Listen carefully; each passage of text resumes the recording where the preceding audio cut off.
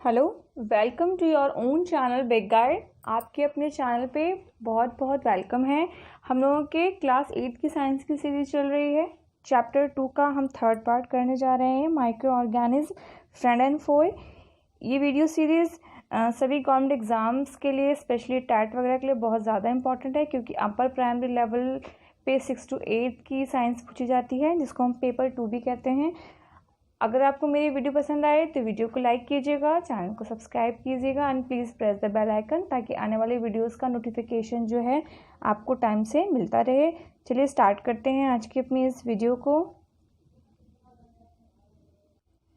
ठीक है, अभी तक हम लोगों ने पढ़ा था कि जो माइक्रोब्स हैं हमारे लिए इम्पॉर्टेंट कैसे हैं। आज हम पढ़ने वाले हैं हार्मफुल माइक्रो ऑर्गेनिज्म, उनसे होने वाले डिजीज़, ह्यूमन में हो, एनिमल्स में हो या प्लांट्स में हो, और उनसे बचने के लिए कुछ प्रिकॉशंस पढ़ेंगे हम। चलिए स्टार्ट करते हैं।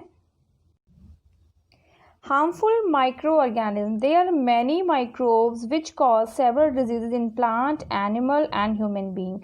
Such disease cause organisms are called pathogens.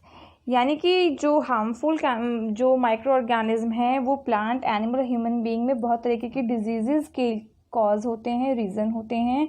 ठीक है, और ये जो ऑर्गेनिज्म है जो डिजीज़ के लिए रिस्पॉन्सिबल हैं उन्हें पैथोजेंस कहते हैं। और ये pathogens bacteria, virus, fungi and protozoa, जो 4 टाइप्स के माइक्रो ऑर्गेनिज्म हैं वो हैं।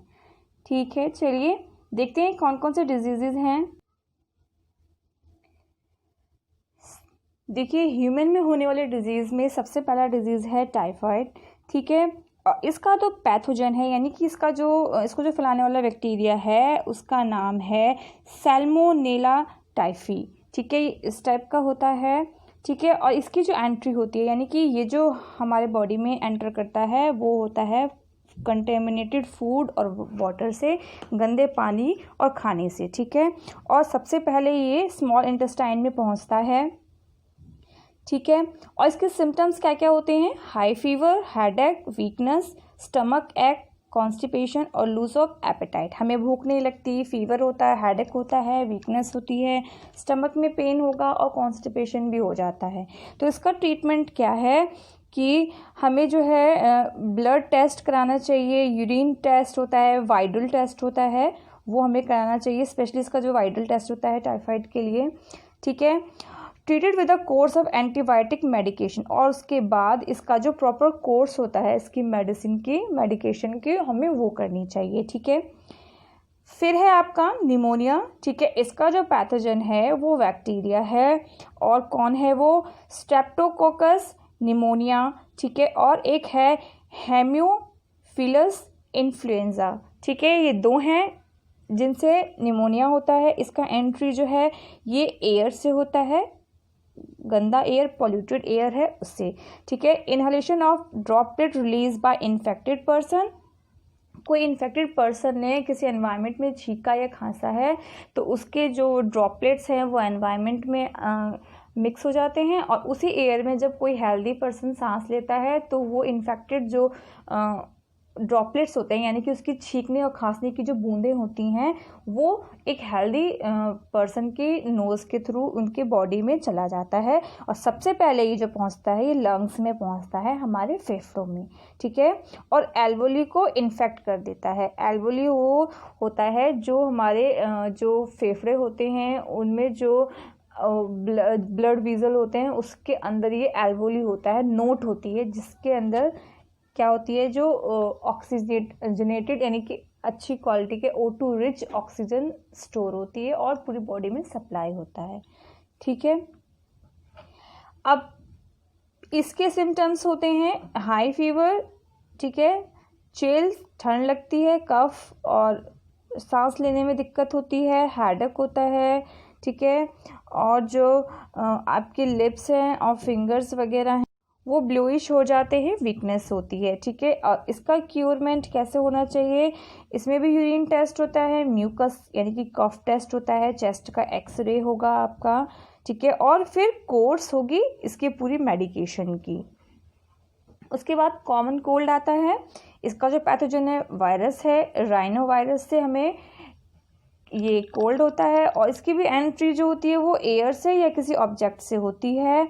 कोई जो इन्फेक्टेड पर्सन है किसी चीज़ को टच करे या एयर में सांस ले, छींके खांसे, तो उसकी ड्रॉपलेट्स जो है हेल्दी पर्सन के नोज़ के थ्रू उसके रेस्पिरेटरी यानी कि उसके सांस की ऑर्गन्स में चली जाती है और उसको बीमार करती है। इसका भी इफ़ेक्ट सबसे पहले जो होता है वो ये लंग्स पे इनफेक्टेड होता है, लेकिन ये असर करता है हमारे जो है रेस्पिरेटरी सिस्टम पे। अब इसका जो सिम्टम है वो है sore throat, cough, headache, nasal congestion, nasal discharge और हॉरसनेस, यानी कि इसमें हमें गले में दर्द होता है, हमारी नाक बंद हो जाती है, सांस लेने में दिक्कत होती है, नाक से म्यूकस निकलता है, हेडेक वगैरह हो जाती है, हमारी आवाज़ जो है वो बैठ जाती है। तो इसका ट्रीटमेंट जो है पेन किलर हो गया, कफ सिरप हो गया, उसके बाद नेज़ल स्प्रे होता है, नाक में डालने वाली दवाई होती है वो लेना चाहिए। जो वायरल इन्फेक्शन है इसमें जो है एंटीबायोटिक्स जो है हेल्प नहीं करते हैं, तो एंटीबायोटिक्स नहीं लेनी चाहिए। उसके बाद आपका आता है मलेरिया। ये मलेरिया जो हमें होता है वो प्रोटोजोआ से और प्लाज्मोडियम से होता है, ठीक है। पी विविकेस, फिर पी फॉल्सीपेरम, पी मलेरिया, ये 3 ऐसे प्रोटोजोआ हैं जिनसे हमारे क्या होता है, मलेरिया होता है। इसका एंट्री पॉइंट है, हम सभी जानते हैं मलेरिया हमें मच्छर के काटने से होता है, और मच्छर जो होती है वो फीमेल मच्छर होती है जिनको हम एनोफ्लीज बोलते हैं। एनोफ्लीज मच्छर से, फीमेल मच्छर से हमें होता है, ठीक है। और ये क्या करती है, ये एक्ट करती है ट्रांसमिटिंग एजेंट का। किसी बीमार को काटने के बाद जब किसी हेल्दी को काटती है तो उसके जो वहाँ के जो उनके ब्लड से जो है इन्फेक्शन को दूसरे के बॉडी में ट्रांसफ़र कर देता है, तो वो भी बीमार हो जाता है, ठीक है।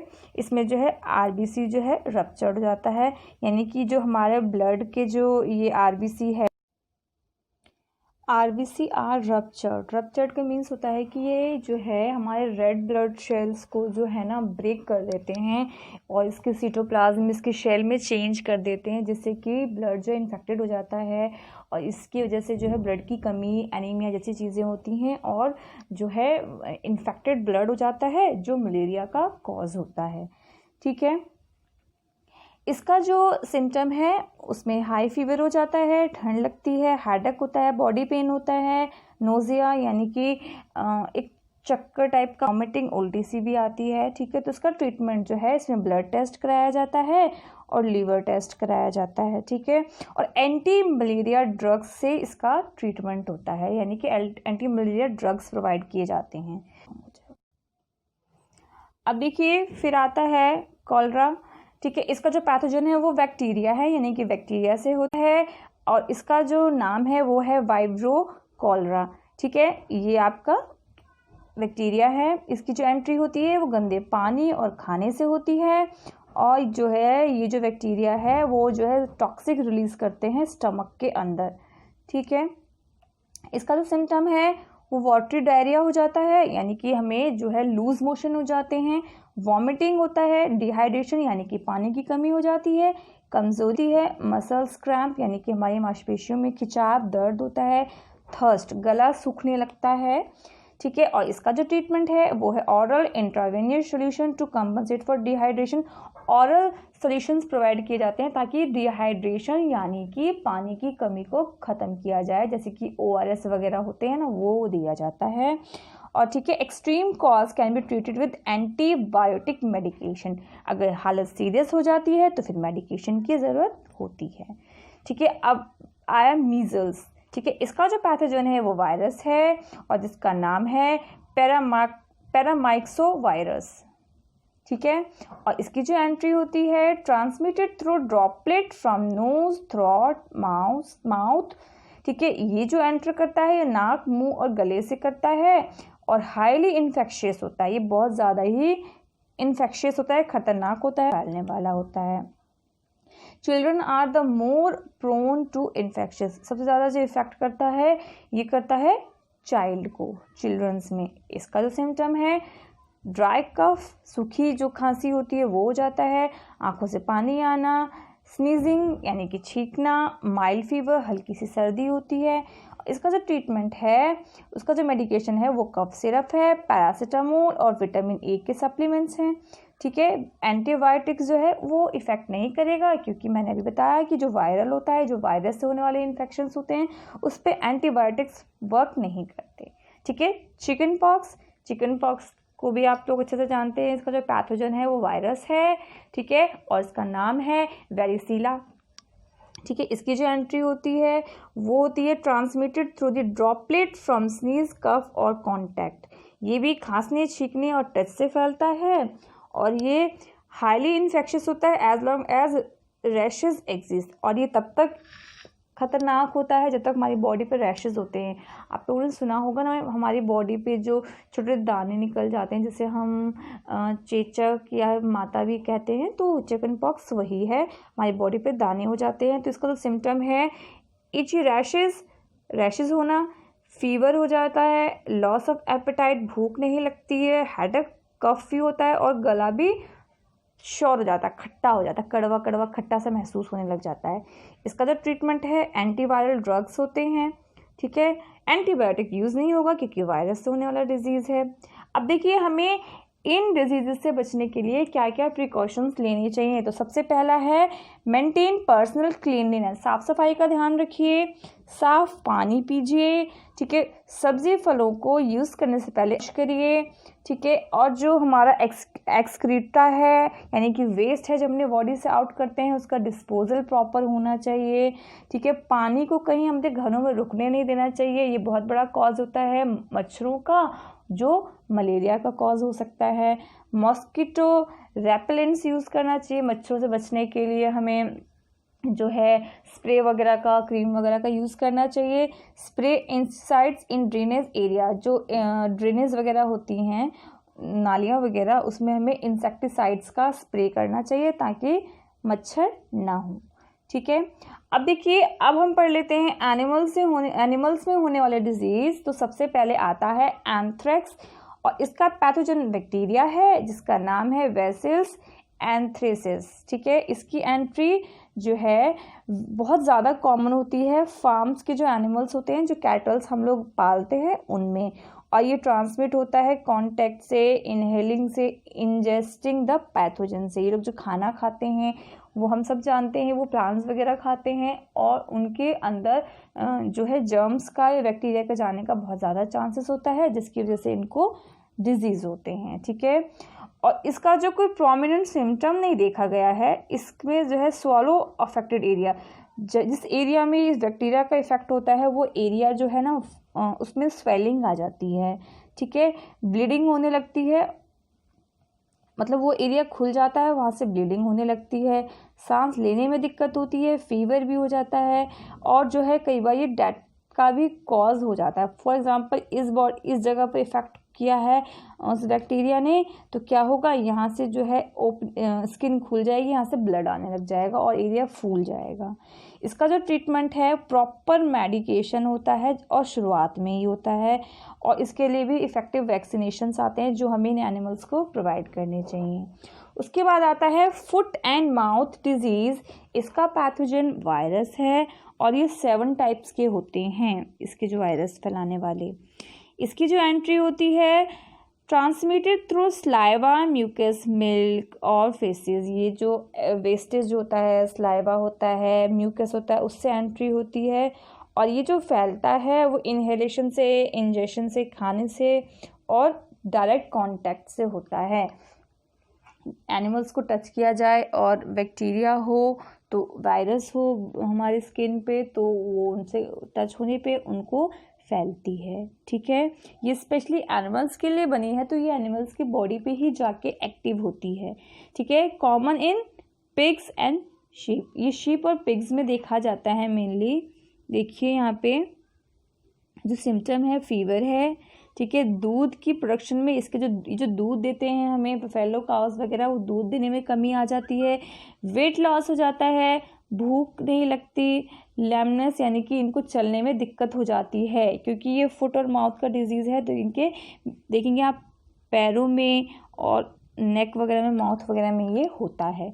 इसका जो ट्रीटमेंट है प्रॉपर मेडिकेशन है, अर्ली स्टेज पे वैक्सीनेशन देना चाहिए ताकि ये जो है प्रिवेंट हो फ्यूचर में इन पैथोजन के इफ़ेक्ट से, अटैक से बचें, ठीक है। उसके बाद आता है ब्लैक क्वार्टर, इसका पैथोजन बैक्टीरिया है। बैक्टीरिया अगर सिंगल है तो उसको बैक्टीरियम बोला जाता है और उसका नाम है क्लोस्ट्रीडियम चावोई, ठीक है। इसका नाम है क्लोस्ट्रीडियम चावोई, ठीक है, ठीक है। इसका जो एंट्री पॉइंट है वो है मिट्टी और खाना। इन्फेक्शन प्रोग्रेस एक्सट्रीमली फास्ट, ये बहुत तेज़ी से बढ़ता है और survival up to a couple of hours after symptom, और कुछ ही घंटे तक जिंदा रह सकते हैं मुश्किल से अगर इसका सिम्टम आ जाता है तो। और ये जो होता है कैटल्स में होता है, यानी कि बफेलो काउस वगैरह में, फिर शीप और गॉट वगैरह में देखा जाता है। इसका जो सिम्टम है फीवर है, स्वेलो ऑफ लिम्स, जो लिम्स होती हैं वो फूल जाती हैं, पसलियाँ, लिम्स चलने में दिक्कत होती है, सॉरी लिम्स जो होती हैं वो हमारे जो हैं पीछे के पैर और आगे के जो पैर होते हैं फोर लिम्स और हाइंड लिम्स होती हैं, तो इन लिम्स में स्वेलिंग आ जाती है और इनको चलने में दिक्कत होती है, ठीक है। और जो है इनके मसल्स में है उसमें जलन होती है, इन्फ्लेमेशंस हो जाते हैं। ट्रीटमेंट जो होता है completely treated by medication at early stage. Antibiotic इसमें हम पेनिसिलिन यूज़ कर सकते हैं, ठीक है। इफ़ेक्टिव वैक्सीनेशन प्रोवाइड करना चाहिए ताकि इम्यूनिटी सिस्टम बढ़े। तो ये था ब्लैक क्वार्टर, ठीक है। ये 3 टाइप के डिजीज़ थे जो एनिमल में होते हैं। अब इनको कैसे बचाएं, तो प्रॉपर फीडिंग ऑफ कैटल, खाना अच्छे से खिलाएं, साफ़ सफाई का ध्यान रखें, maintain hygiene, regular checkup provide करें, ठीक है। जो उनके जानवरों के डॉक्टर हैं उनसे आइसोलेशन ऑफ इन्फेक्टेड एनिमल, अगर कोई एनिमल इन्फेक्टेड हो जाता है तो उसे अलग रखिए। टाइमली वैक्सीनेशन प्रोवाइड करिए एनिमल्स को ताकि फ्यूचर में इफेक्ट होने से बचें, ठीक है। साफ़ सफाई ध्यान रखिए, रेगुलर चेकअप कराइए, आइसोलेशन, सॉरी ये रिपीट हो गया।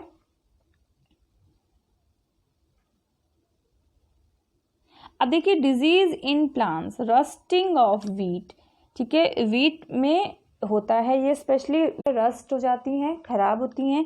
इसका जो पैथोजन है वो है आपका प्यूसिनिया रस्ट फंगस, ठीक है, जो क्या करता है आपका ब्लैक रस्टिंग करता है। और इसमें जो है 3 टाइप्स के होते हैं। पहला है प्यूसिनिया ट्रिटिसिना जो ब्लैक रस्ट करता है, फिर आपका है रिकॉन्डिटा जो ब्राउन रस्टिंग करता है, फिर है आपका स्ट्रीफॉर्मिस जो येलो रस्टिंग करता है। एक चीज़ मैं आपको बता दूं कि मैं यहाँ पे जो है आपको ये चीज़ें डीपली करा रही हूँ। आपके एनसीईआरटी के रेफरेंस से अगर देखा जाए तो सिर्फ डिजीज़ के नाम बताए गए हैं कि कौन कौन से डिजीज़ होते हैं प्लांट में और किस प्लांट में होते हैं। जैसे कि रस्टिंग ऑफ वीट है तो वो वीट के अंदर होगा। तो मैं आपको इसलिए थोड़ा डिटेल में करा रही हूँ ताकि आपको अच्छे से समझ में आ जाए, अदरवाइज़ एनसीईआरटी के रेफरेंस से ये बहुत ज़्यादा एक्स्ट्रा नॉलेज हो गई, ठीक है। तो ये ब्राउन रस्टिंग भी करता है, ब्लैक भी करता है, येलो भी करता है, अकॉर्डिंग टू कि किस तरीके का फंगस हमारी बॉडी में एंटर किया हुआ है। इसकी एंट्री जो होती है सॉइल से होती है और जो इन्फेक्शियस स्पोर्स होते हैं, जो स्पोर्स जो पार्ट पहले से ही इन्फेक्शियस हो चुके हैं उन्हीं से एंटर करते हैं और हमें और जो वीट है उसको कम्प्लीटली रस्ट कर देते हैं। सिम्टम है जो small elevated structure on leaf blade, आप इसकी लीफ पे पत्तियों पे देखेंगे कि पत्तियों का जो है शेप थोड़ा सा उठ गया है, थोड़ा सा उसमें फुलावट आ गई है, पैचेस हो जाते हैं, ठीक है। उसके अलावा जो है यही स्ट्रक्चर जो है स्टेम्स में भी हो जाता है, स्टेम्स में, इसके तनों में भी ऐसा ही स्ट्रक्चर हो जाता है जैसे कि लीफ में होता है, ठीक है। इसका जो ट्रीटमेंट है वो फंगीसाइड्स का यूज़ किया जाता है ताकि इसको हम बचा सकें। फिर होता है लेट ब्लाइट ऑफ पोटैटो, ये जो है पोटैटो के अंदर देखा जाता है। इसका भी फंगस है और ये जो होता है वो होता है फाइटोफिथोरा इन्फेस्टेंस बैक्टीरिया से। इसकी एंट्री जो है infectious spores transmitted by water and wind, ये जो है पानी और हवा से होता है जो इसके किसी पार्ट को जो है इन्फेक्टेड कर देता है और उसके स्पोर्स से एंट्री कर लेता है, ठीक है। वेट और ह्यूमिड कंडीशन भी इसके इन्फेक्शन को बढ़ाता है। अगर एटमॉस्फेयर में ह्यूमिडिटी है यानी कि नमी है तो इनके ख़राब होने के चांसेस ज़्यादा होते हैं और ये स्पेशली पोटैटो और टोमेटो में होता है।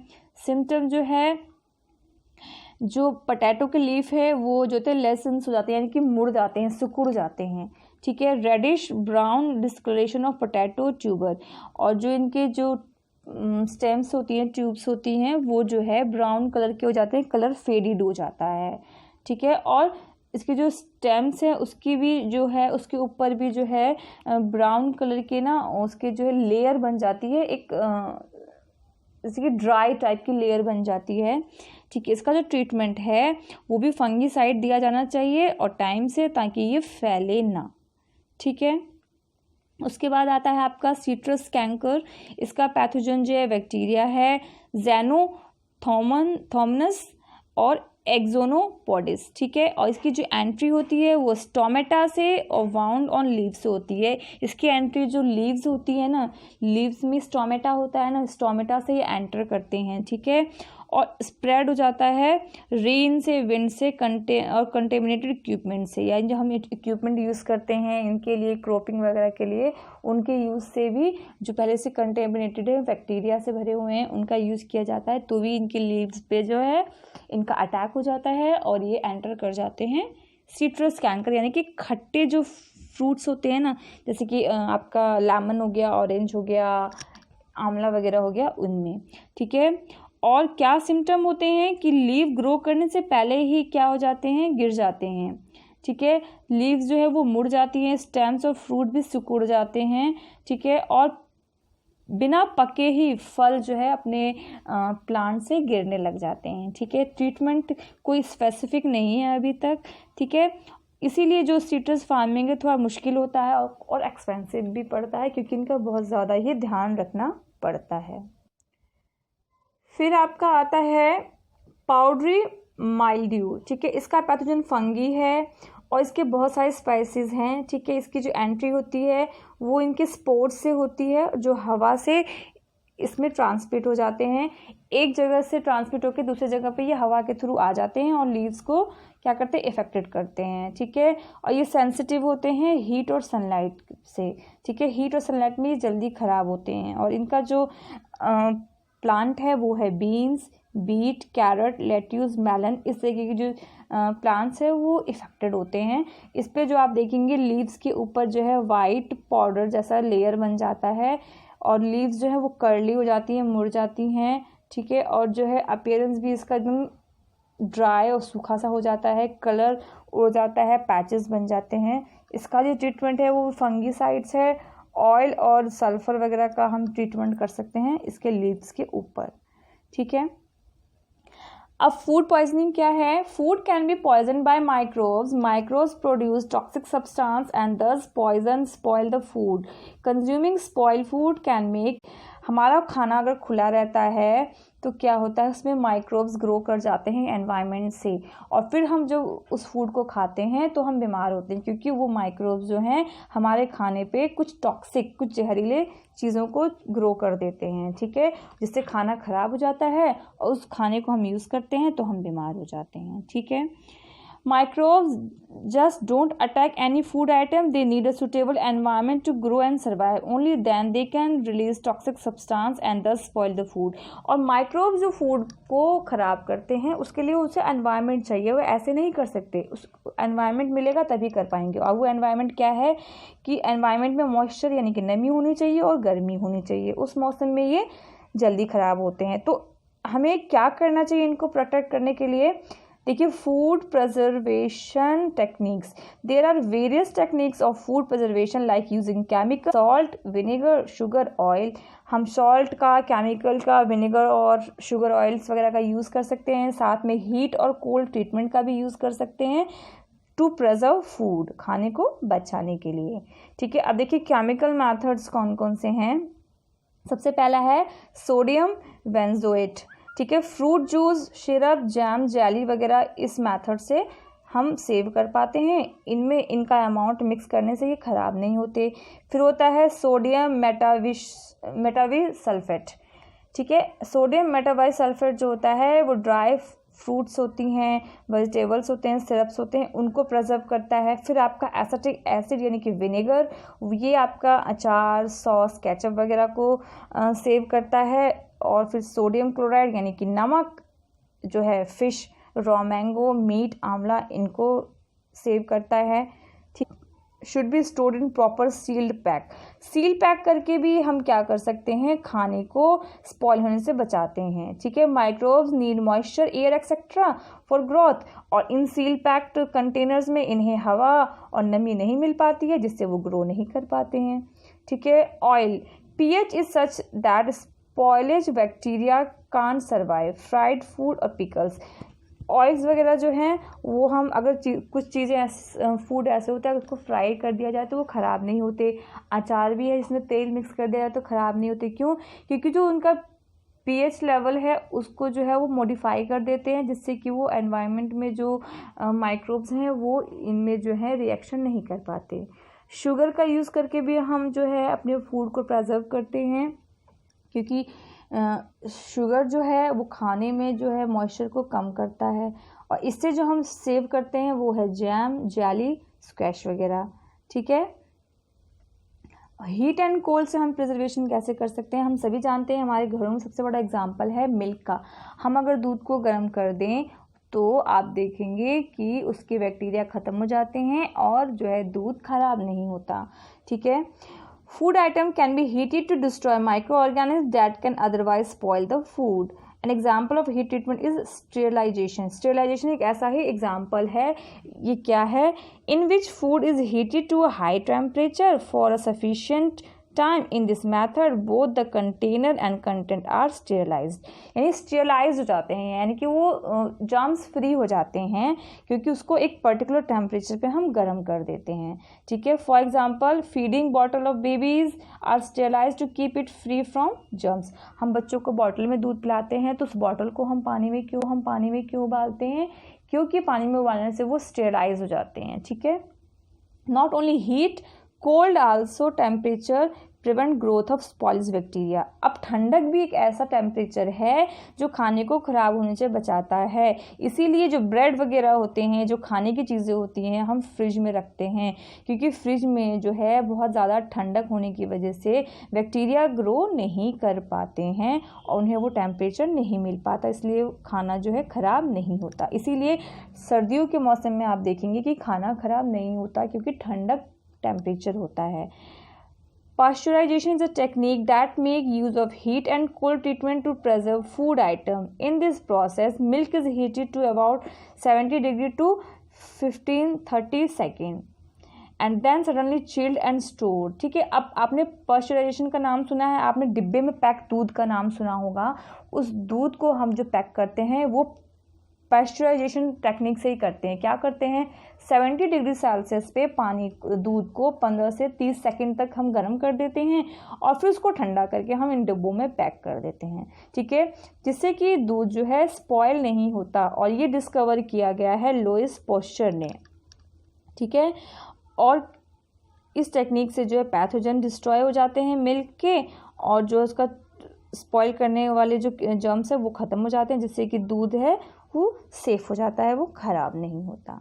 ठीक है, अब देखिए नाइट्रोजन साइकिल, मैंने आपको ये पहले ही बताया था इसी चैप्टर में, थोड़ा सा मैं बता देती हूँ आपको क्या है कि nitrogen cycle is all about movement of nitrogen between various element on earth. Cycle है पूरा, यानी कि एक एलिमेंट से दूसरे एलिमेंट में पास होना, एनवायरनमेंट में आना, एनवायरनमेंट से यूज़ होना, एक पूरा साइकिल कि एनवायरनमेंट में नाइट्रोजन ख़त्म ना हो। ठीक है, the amount of nitrogen in atmosphere remain constant, amount उसका सेम बना रहे। हम सभी जानते हैं 78% जो है हमारे एयर का नाइट्रोजन ही होता है।